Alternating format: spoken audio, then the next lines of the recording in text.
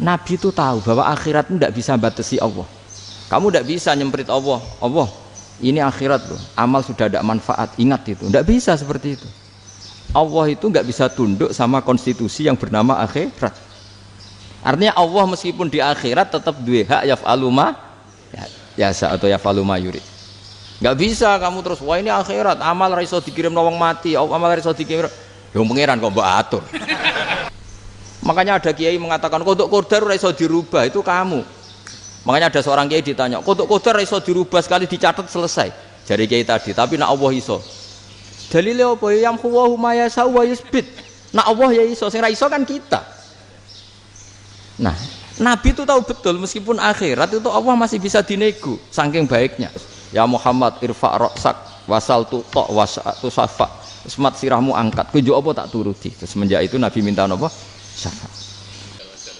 Karena dulu ulama itu sudut pandangnya itu ya seperti itu. Ada yang ulama suka ibadah itu sholat, ada yang milih apa tidur. Sampai Imam Ghazali bilang suatu saat ibadah terbaik di zaman akhir itu tidur kan. Sholat saja kalah sama tidur kan. Tapi itu loh ya, yang wajib tetap loh, terus kamu gak sholat wajib. Begini beliau mencontohkan itu.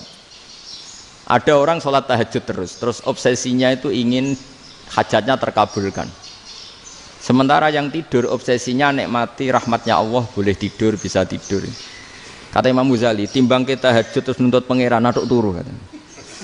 Mergo engko dia akibat terus setan memberi bisikan, lho nyatanya kamu tahajud ya gak terkabul, berarti cerita bahwa Nabi ngendikan kalau doa tahajud mustajab enggak. Daripada ngono ki aduk turu ora tau donga ngono. Timbang abri-abri Islam ya, timbang elek-elekin apa? Islam. Jadi ulama itu mulai dulu itu sudah berpikir. Banyak orang menjadikan tahajud, sholat malam itu media untuk hajatnya. Dan kalau nggak kesampaian ini mutung. Nyalahkan kiainya ijazah ramandi. Macam. Daripada ngono ora usah apa? Tahajud wis turu. Dan jenis kayak ini tuh banyak. Makanya ulama kayak saya itu saenake dhewe itu ya jarak.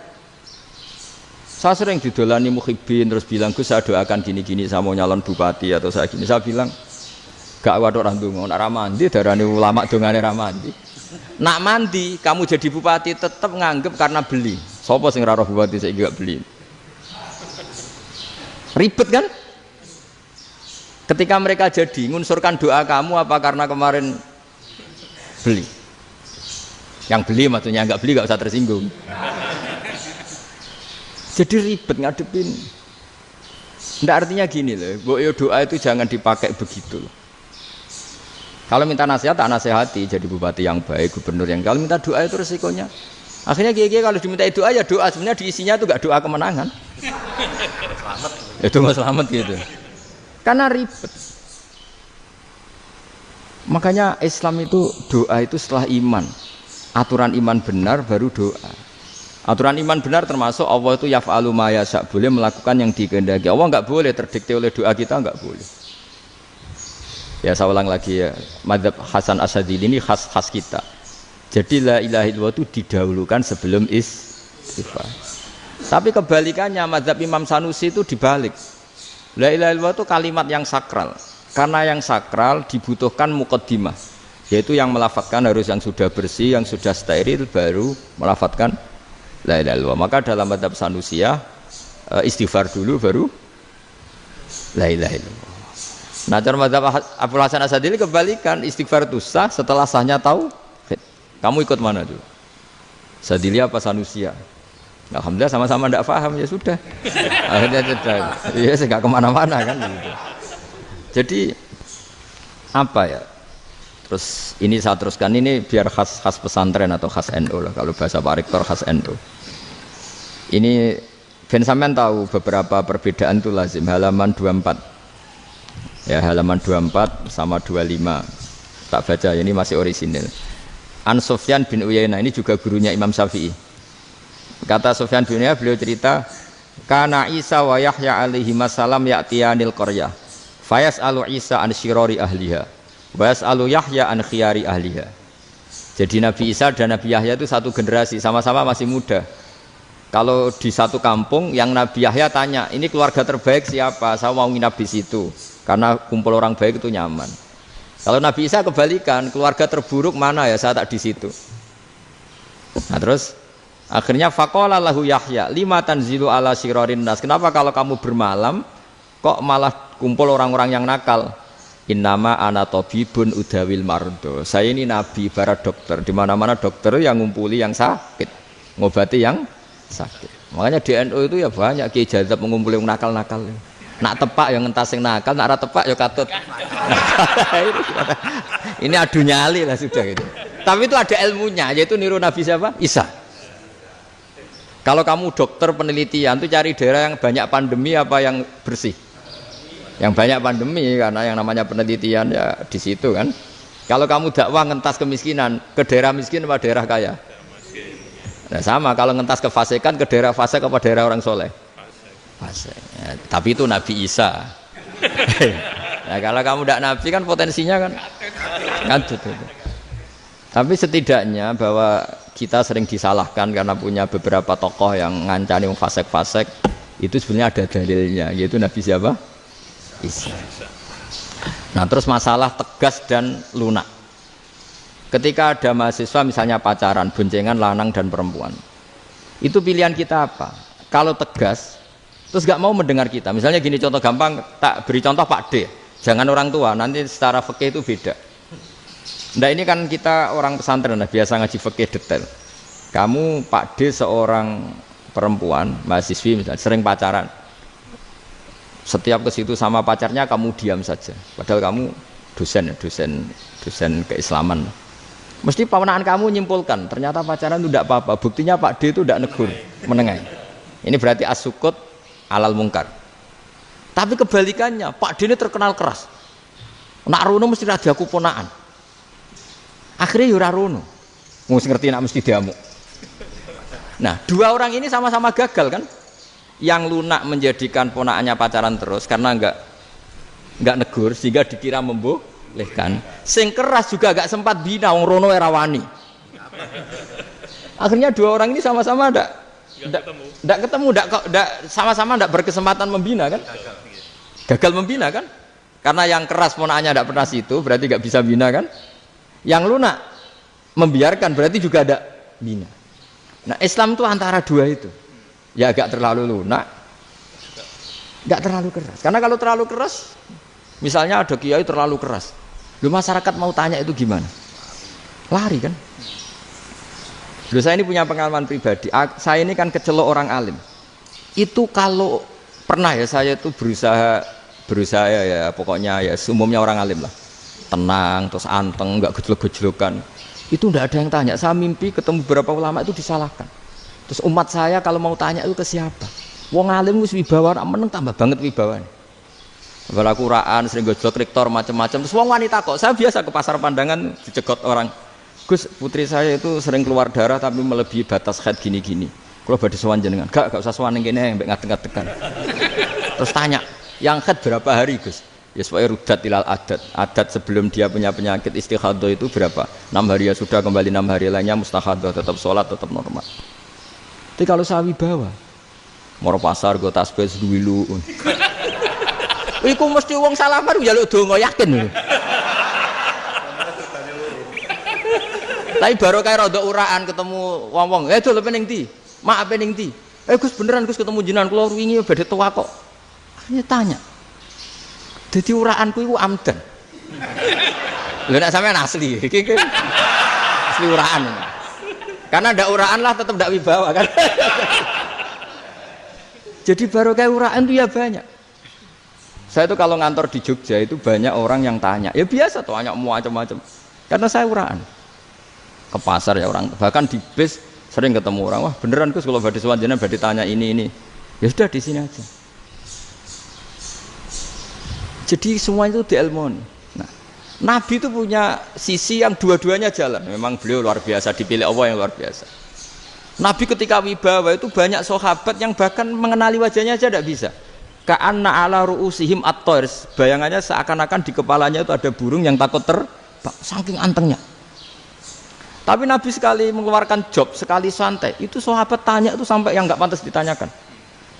Nabi saya tadi kumpul istri saya, tapi tidak inzal, itu wajib mandi ndak? Aro'aita law anna ahadana ya'ti imro'atahu walam yunzil. Itu ya ditanyakan.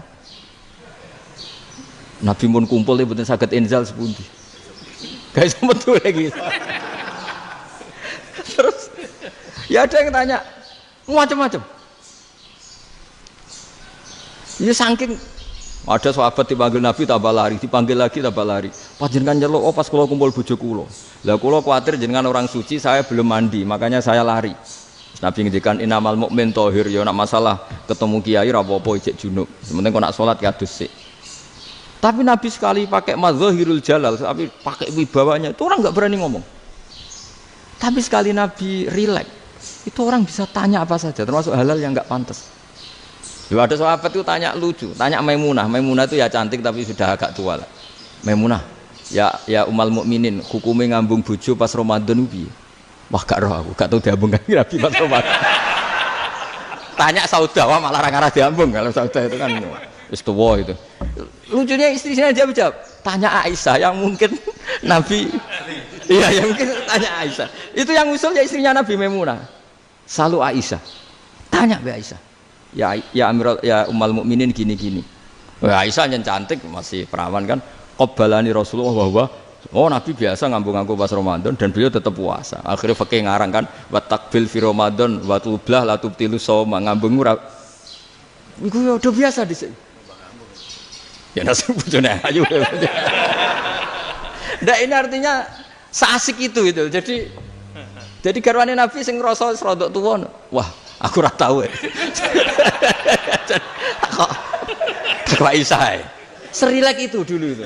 Maksudnya orang Islam pertentangan itu. Maksudnya ini ya balik semua ini bedanya orang pesantren sama orang kampus. Kalau orang kampus mau cerita agama itu rahmatan lil alamin, tapi nyontokno rileke ora iso. Agama itu rilek, tapi nyontokno rileke ora iso. Mergo ora pati ngaji. Contohnya ora iso, dadi mau gawe kaidah kok Islam itu rahmatan. Jadi Nabi itu lah, Allah juga gitu. Allah itu kalau sudah memperlihatkan madzahirul jalal, itu mbok malaikat Jibril rawani. Ketika Allah dengan madzahirul jalal. Tapi kalau Allah dengan madzahirul jamal, madzahirul apa? Jamal. Iku yo gojok-gojokan ambek makhluk gojok. Yo buli-bulian cara sakniki. Ya sampean delok ning hadis syafaat itu, akhiru man dakhalal jannah atau akhiru man kharaja minan nar itu di beberapa judul. Ada seorang rojul yang ahli neraka ya, dintas mbek pangeran terus didudono swarga. Gusti, swarga sengiler tok ora wong wayu roh wis ngiler tok. Ngger njaluk Gusti mosok roh tok ora oleh mlebu. Jarimu asal mlebu metu kon neraka ora njaluk-njaluk meneh. Sumpah lho ya, gak njaluk apa-apa meneh. Mboten Gusti.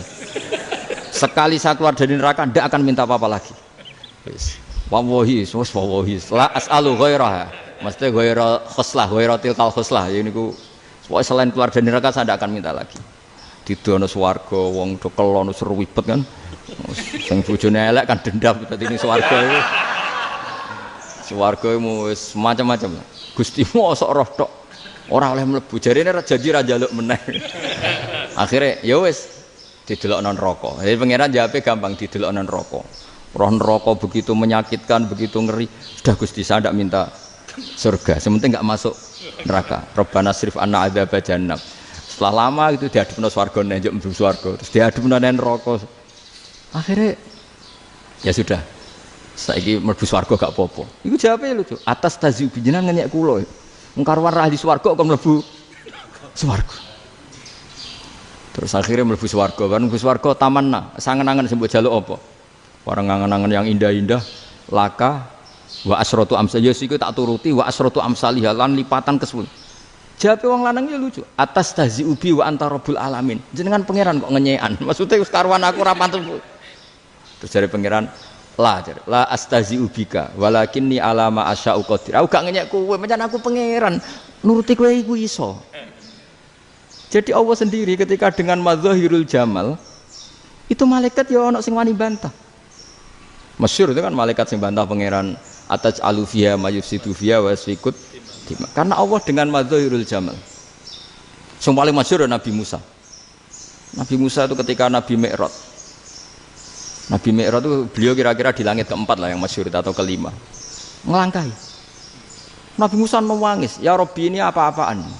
Orang sing ja'a ba'di kemudian melangkai makom saya ini apa-apaan? Dan Nabi Muhammad kan apapun hebatnya kan junior. Kok melangkai makom saya ini apa-apaan? Enggak fair. Sampai Nabi Muhammad itu tanya gini sama Jibril. Reaksi Allah gimana ketika melihat Musa seperti itu? Jawab malaikat Jibril lucu. Ya rohidatahu, Allah sapal gayane Musa. Biar. Jadi lucu. Ya dibiarin aja sama Allah.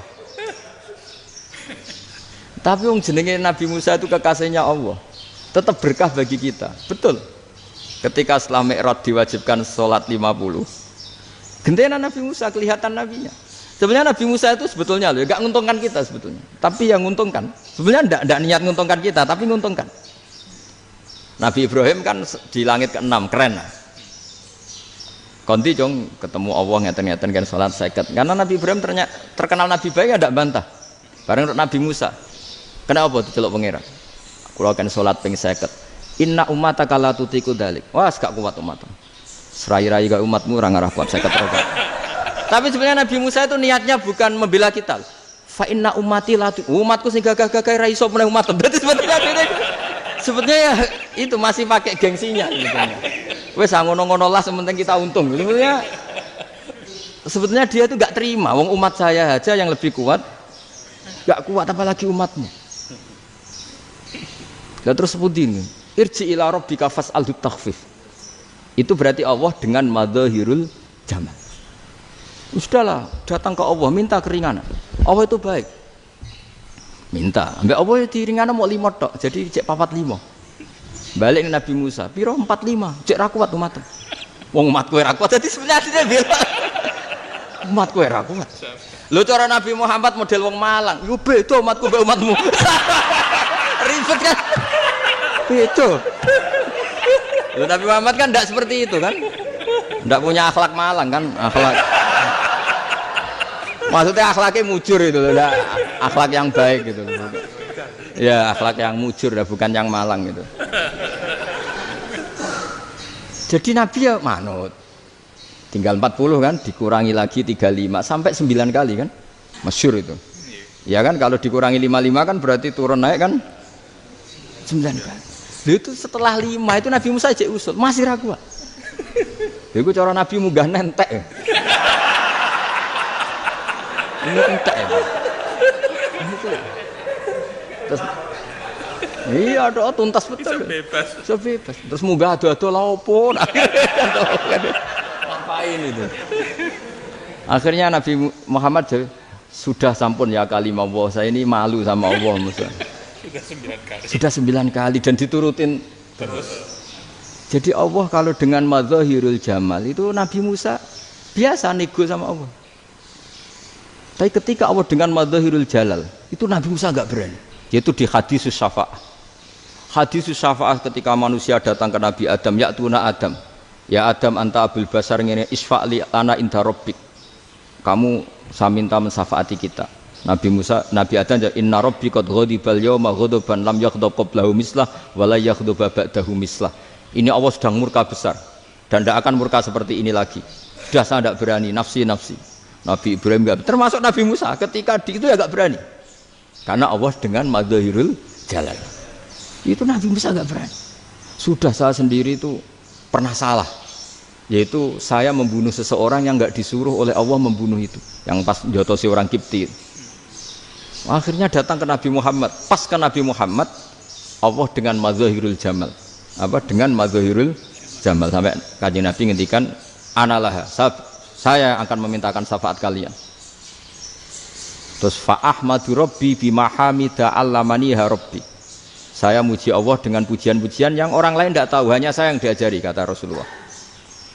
Nah di sini menurut banyak ulama termasuk kitab yang saya baca, kenapa Muhammad sebagian namanya Ahmadu. Itu dari af'al tafdil fa Muhammadun ahmadu min ghairihi. Muhammad Rasulullah itu kalau muji Allah di atas cara mujinya Nabi yang lain. Jadi Ahmadu bukan dari fi'il mudhari' lil mutakallim tapi dari af'al apa? Tafdil. Fa Muhammadun ahmadu min ghairihi. bahwa Kanjeng Nabi Muhammad SAW itu cara mujinya Allah di atas pujian para nabi. Makanya di sini Sayyid Ali Zainal Abidin kalau muji hamdal hamidin wa fauqa hamdil hamidin. Jadi pujian saya ini di atas rata-rata cara mereka apa? Memuji. Yaitu sirinya apa? Nabi itu tahu bahwa akhirat itu tidak bisa batasi Allah. Kamu tidak bisa nyemprit Allah. Allah, ini akhirat loh. Amal sudah tidak manfaat. Ingat itu. Tidak bisa seperti itu.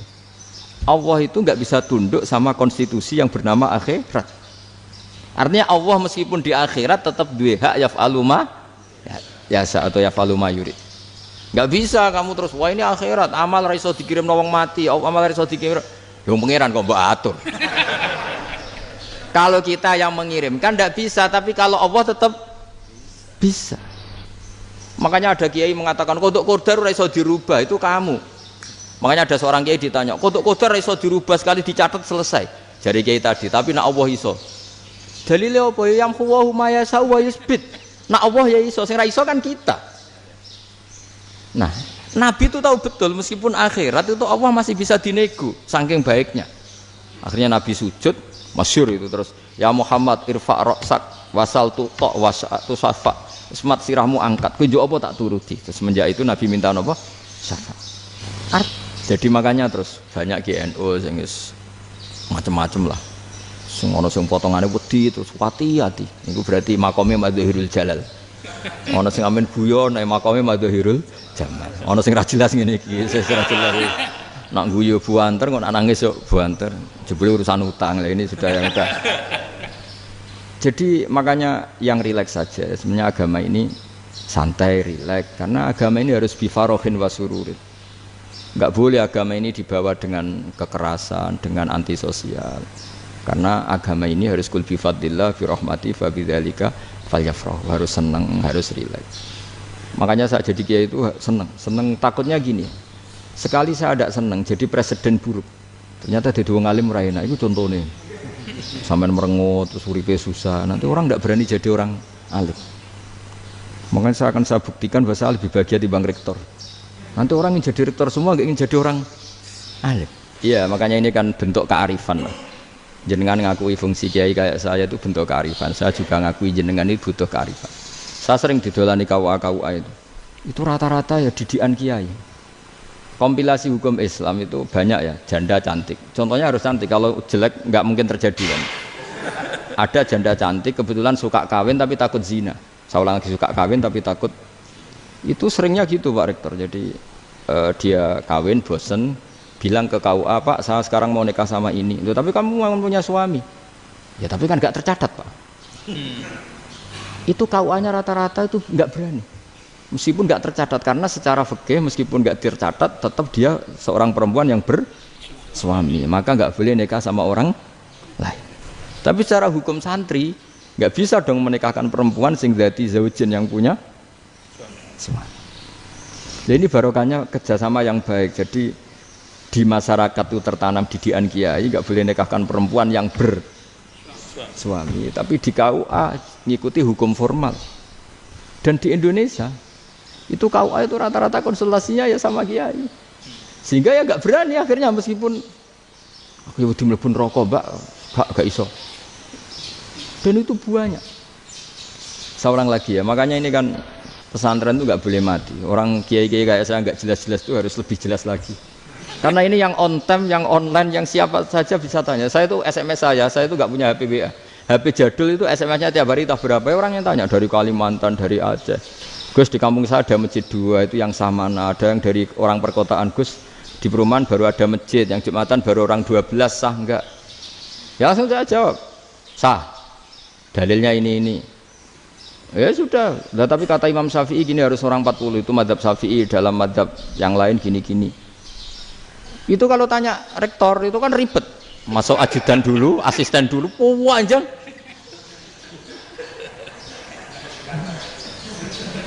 Wah itu kan ribet kan. Manggil dosen dekan VAI dipanggil, dekan VAI nggak mau langsung jawab, cari dosen yang nekuni itu. Usul fikih saya nekuni itu baru seminar, nunggu dulu Mbak ini orangnya baru.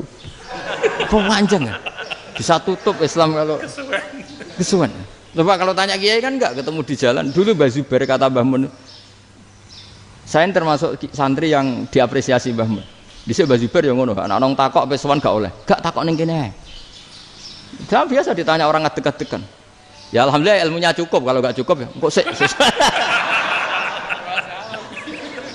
Jadi sebetulnya orang sopan itu ya agak-agak ada yang ditutupi sebetulnya. Mboten prayogi teng dalan nginjang mawon matur. Ya sebetulnya ya sebenarnya memang ilmunya agak cukup gitu. Tapi itu sebenarnya secara fikih itu haram, menunda itu haram. Yo haram tuh, coba bayangkan ya, kalau tanyanya sekarang, Gus saya ini sudah keluar darah 1 bulan penuh, padahal normalnya hanya 6 hari. Saya nanti sholat enggak? Kalau nginjang mawon dugi kula, berarti kan hari ini belum ada keputusan.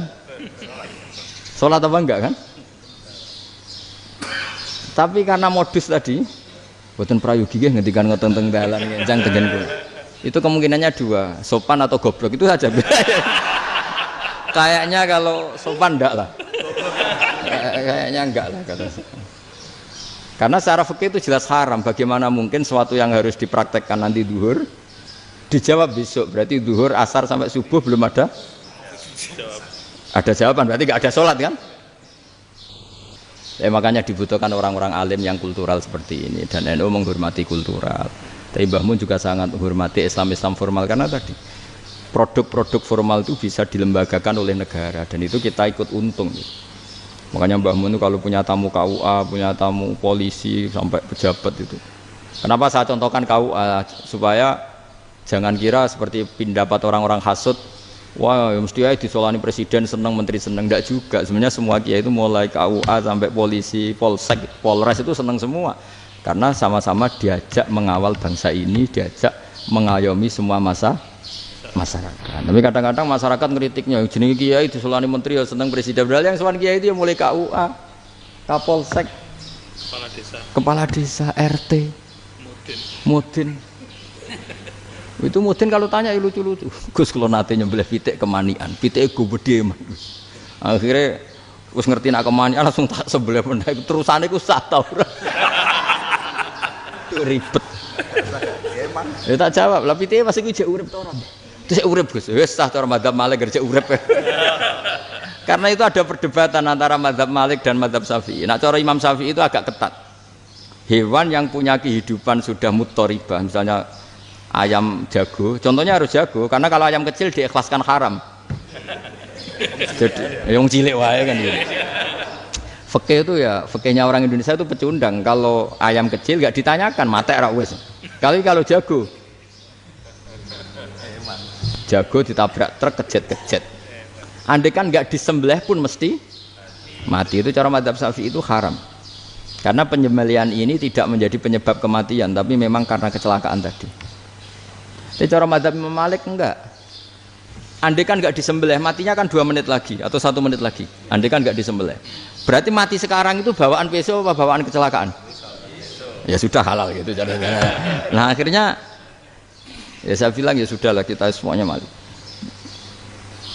Jadi cara debat, cara Imam Syafi'i enggak, cara berpikir itu sudah tidak kehidupan yang normal, yang dimana-mana penyembelihan itu mematikan yang hidup normal. Jadi agak ketat. Sehingga dalam contoh kemanian, kalau dalam bahasa Jawa nyembelih agak sempurna terus pesonya jatuh atau apa itu, kalau pakai madzhab Syafi'i agak kesulitan. Jadi kalau madzhab Malik asal diselesaikan secara fauron, dan juga sebagian madzhab Syafi'i itu halal. Nah orang mesti tanya gitu, Gus, wedhusku tabrak truk, man Gus kejet-kejet. Tapi nak pitik cilik ra ditakokno. Makanya termasuk kritiknya Mbah Mun, tapi ini madzhabnya Mbah Mun ya. Kamu boleh ikut boleh ndak, karena ini urusan ndak penting. Dewe wong-wong lucu, nak ditakoki yuyu muni haram mergo amfibi. Yuyu ngerti ya, Man? Yuyu nggih. Tapi nak ditakoki kepiting muni halal. Mergo nak yuyu haram gak eman, nak kepiting eman. Padahal alasannya coba, kenapa yuyu haram? Karena amfibi kan, bisa di air. Pertanyaannya, kepiting seperti itu ndak? Nah, tapi kepiting kalau haram kan eman. Karena besar kan. Kalau yuyu silahkan haram kan gitu. Artinya apa? Fikih kita ini agak-agak pecundang gitu, agak-agak pertimbangan. Iya, lucu kan? Kualitatif. Coba alasannya yuyu haram karena apa? Amfibi kan? Hidup dua alam. Pertanyaannya kepiting seperti itu enggak? Iya. Iya, kenapa kalau orang tanya, yuyu haram apa halal? Rata-rata jawab haram. Tapi kalau kepiting mulai khilaf. Loh mestinya kan sama kan? Nah itu Karena unsur imannya. iya tadi. Saya juga sering melihat tonggo-tonggo itu. Ayam cuwilik sakmene ketabrak truk, enggak ada yang tanya. Tapi saya pernah jalan-jalan di Naruan sini. Ono jago ketabrak, sing duwe langsung marani kula pas saya naik motor. Gus ini halal apa haram? Nak langsung kula sebelah halal apa haram? Wis kanggo kowe halal ya halal. Karena saya tahu tak jawab haram mesti kecewa itu.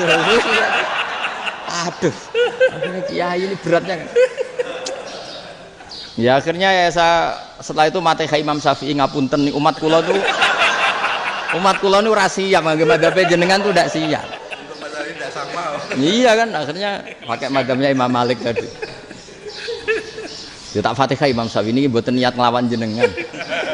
Tapi ngobati tiang eman. Mergo pitike besar itu. Jadi ini kan ceritanya itu makanya yang rileks saja lah bahwa Islam ini yang rileks, yang menyenangkan karena ya agama ini harus menyenangkan. Raditu billahi robba. Raditu itu seneng banget, ridho itu puas. Enggak boleh beragama pertuntungan terus emosinan, ya marem atau raditu itu marem jadi yang nyaman. Ya saya kira demikian. Assalamualaikum warahmatullahi wabarakatuh.